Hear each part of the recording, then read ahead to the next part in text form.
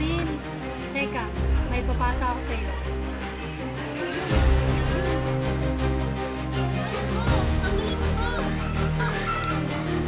May kondisyon. Bago namin ito babaran ng tubuhan, binigyan mo kami ng 100,000 Philippine rupees. Kung hindi mo kami bibigyan ng 100,000, ipapakalat namin itong picture na ito. May mo ba kami? Ay, bala ka na dyan. No! No!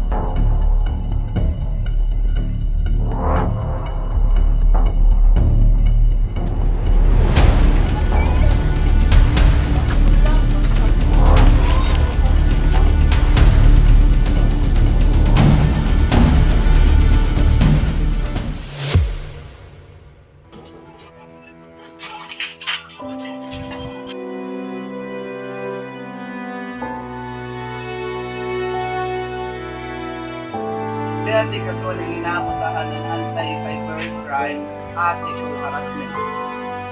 Isang aming anak at binablockmail. Ano bang dapat namin gawin? Gusto namin silang kasuhan.